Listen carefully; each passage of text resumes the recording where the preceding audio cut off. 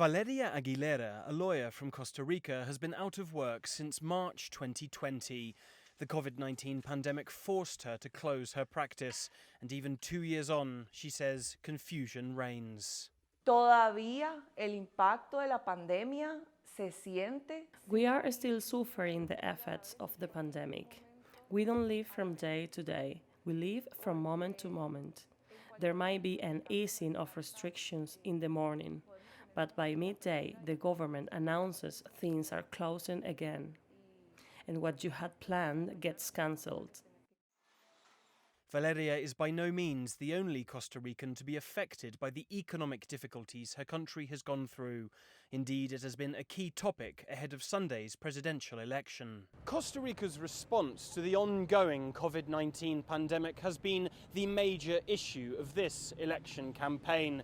The economic damage saw poverty rates increase by nearly 8%. Unemployment rates rose as high as 24%, and restrictions aren't easing much. As the country heads to the polls this weekend, its highest ever rates of infection are being recorded as the Omicron variant surges through the country.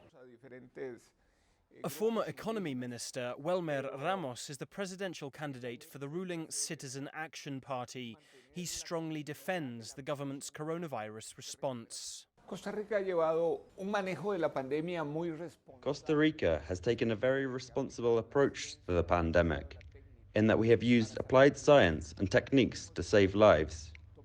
We had to take very restrictive measures, so of course there has been significant economic cost, resulting in poverty.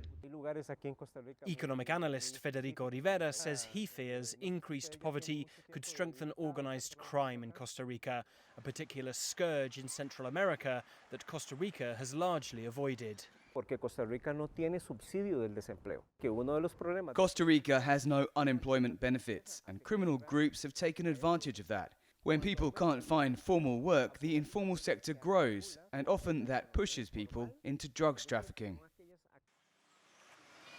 Costa Rican voters will choose from an unprecedented 25 candidates on the ballot, and if none takes at least 40% of the vote, they'll do it all again in early April, choosing between the top two finishers. Alistair Baverstock, CGTN, Costa Rica.